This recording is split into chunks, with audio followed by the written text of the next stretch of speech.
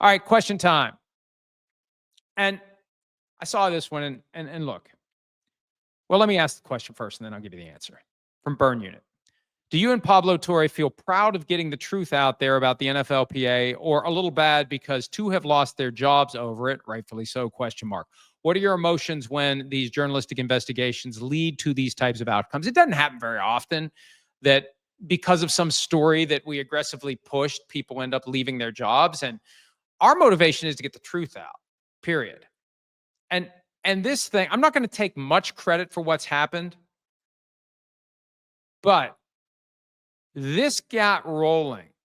And I go all the way back to the Friday of Memorial Day weekend. Michael Hawley and I were doing PFT Live. And I can't remember how it came up, but something Michael said reminded me of the collusion ruling that had been hidden. And it was weird. Who's hiding it? Why do they want it to be hidden? What the? Hidden. Why? And I became determined in that moment.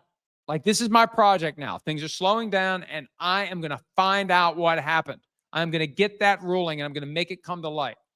And right around that same time, Pablo and I had gotten to know each other through his reporting on the whole Jordan Hudson, Bill Belichick thing. We had been in touch. And I think it caused him to pay a little more attention to some of the things I was saying. And he caught wind of basically my call to action. Hey, media, let's all go find this collusion ruling they're hiding from us. Because as I say, and it's true, I say it only because it is true, more than 95% of the journalism in this space is not journalism. It's just telling the world what a team is going to do, what a player is going to do, 5 minutes before it gets announced to the world. That's not journalism. Journalism is finding out the stuff they don't want us to know. And they didn't want us to know about this collusion ruling. So Pablo and I joined forces. We became committed to getting this thing out there. He got it, and we took it from there. And look, in the immediate aftermath, nobody else was jumping into the pool. Don Van Natta Jr. and Kalen Kaler of ESPN did some follow-ups. They had some great reporting that kept the ball rolling. Pablo and I did a second episode last week. I think the thing that pushed Lloyd out was knowing that ESPN had the strip club expense report fiasco locked and loaded. I think that's what got Lloyd Howe to walk away. But my decision the Friday Memorial Day weekend to revisit the collusion thing, to not let it disappear, to not be distracted by bright, shiny objects, to not let the hard reset of a new season make us forget all about it. I believe that was the first domino in everything that's fallen since then. But it required a lot of effort and determination and stubbornness. It doesn't happen without the ESPN reporting from Van Natta and Kaler. It definitely doesn't happen without Pablo, but that's where we are. And we want the truth to come out. And if the truth leads to consequences, that's not something that I'm going to think twice about. We just wanted the truth to come out, and it has. But I feel like there's more truth that still is out there that will come out, maybe through ESPN, maybe through Pablo, maybe through PFT, and maybe others are going to jump in. You know, there's a lot of stuff in the Washington Post story from last night, even though the headline sort of was what J.C. Treader had already announced to the world multiple hours earlier. There's still some other stuff in there, and other reporters and other publications, they allocate resources to this. So far, there haven't been a lot of resources allocated to this. We'll see where it goes from here. A-Red Zona UK, a.k.a. Tom Marshall. Is the chaos inside the NFLPA exactly what the NFL wants midway through the current CBA? No. And isn't it funny how the NFL has just gotten off scot-free? I need to write about this. The NFL was caught trying to collude, urging teams to collude, but they didn't collude. Please. There's been no scrutiny of the NFL. Nothing. It's all been NFLPA. I still think the NFL isn't thrilled about this because they had, I believe, engineered a scenario where they had an NFLPA leadership that was going to do what the NFL wanted. I mean, Lloyd Howell himself said last year, who doesn't want more football? Myself included. He had since backed off because I think somebody finally convinced him from a bargaining standpoint, you can't just give it up. But I think the NFL was confident they were going to get the deal they wanted. 18 games, 16 international games per year. And I think it's just a matter of time before the NFL tries to change the current formula for how players get paid. The 50-50 split has become too expensive. And the owners think their costs are more than what half of every dollar that comes through the cash register can justify. I think that 50-50 is going to change to something else. And I think they were confident they could get there with Hal. Because Hal's a businessman. He's about making deals. He's not about litigation. It's one of the reasons why we think Hal wanted to hide the collusion ruling, because the D. Smith approach was working. You need some of that.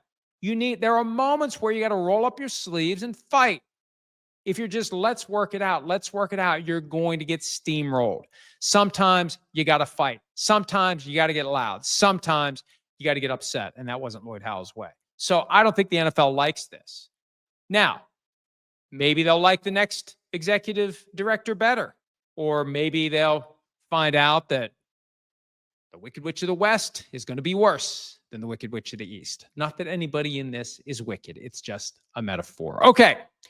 Andy Bryan, 316. And I love these questions, and I love this format to kind of ponder these things. Do you think that if the NFL expands to 36 teams, they'll get rid of the conferences and have 6 divisions of 6 teams? If one division is in Europe, that makes things easier. Look, I like the creativity and I encourage it, but why would you get rid of the conferences? You just have 3 divisions per conference like they used to have before 2002. 6-team divisions, 3 divisions. Yeah, that's possible. The other approach is 4 and 5 in a 4-team, in a 4-division alignment. That's not the issue. The issue is, if you're going to have a European division, which conference does it go into? What do you do with the excess teams? And how do you deal with the inherent unfairness that one conference has among it a 4-team division, that the way the formula works, you're going to have trips to England, Germany, Italy, wherever, that aren't equally balanced between the 2 conferences. That's one of the challenges. Another one from Tom Marshall, a.k.a. A-Red Zone UK. Which was more detrimental to the Washington franchise, their previous name or their owner? Without question, it was the owner. And I think that with a different owner, there's a chance they may have weathered the storm in 2020 over the name. Because when you look at how it all reached critical mass, FedEx asked for the name to change. FedEx, major sponsor, was the naming rights partner for the stadium. Fred Smith, the late Fred Smith, CEO and founder of FedEx, was one of the minority partners with Dan Snyder and was trying to get out. I think it was Snyder and the way Snyder was dealing with his partners. I think that all contributed to the groundswell that took out the name. So I think the owner was far more detrimental to the team than the name. I mean, they may go back to the old name. What's going to happen if they go back to the old name? What's as a practical matter? You're going to have people who will say they really shouldn't do it. You're going to have people who won't use it, but they're going to keep playing, and there's going to be a lot of fans that are happy about it. A lot of people buying a lot of gear. They're going to get their DC stadium if they do it. They may get it anyway. No, I think the owner is far more detrimental than the name. Cynthia Hill, do you think Nick Saban will return to coaching, and if so, NFL or college? I firmly believe he'll be back in college football if and when they get what they're looking for by way of NIL, equity of resources. If Nick Saban can go back to equity of resources, he can go back to inequity of recruiting class, because he's sufficiently skilled. When all the money's equal, he knows how to rig the system in his favor. That's the one big fallacy of the idea that, oh, it'll all be parity and there'll be, teams that otherwise don't have a chance will have a chance. No, it'll just reconfigure and somebody else will run the show. It was Alabama and Clemson every year until the money became a factor. And now it's other teams. And if it goes back to the way it was, here comes Alabama and Clemson, or wherever Nick Saban goes in Clemson. All right, I'm going to skip over this one because we've gone on longer than I thought we would. Last question. And a third one. It's the trifecta from A-Red Zona UK, a.k.a. Tom Marshall. Are we getting Run PFT this year? I really enjoy Holly on the show. As far as I know, yes. I know he wants to come back. I know I want to have him back. I would like to have him more, frankly, than I currently have him. But it will at least be one day a week. Unless, and sometimes I'm the last one to find out, unless there's something that they haven't told me yet, which is entirely possible, Holly will be back. And I think last year, didn't we do Wednesday, Michael Holly? I think it was Wednesday. And it was Devin McCourty on Tuesday. Wait, we had Sims on Monday. We only had Sims one day a week during the season. Is that possible? I think that's what happened.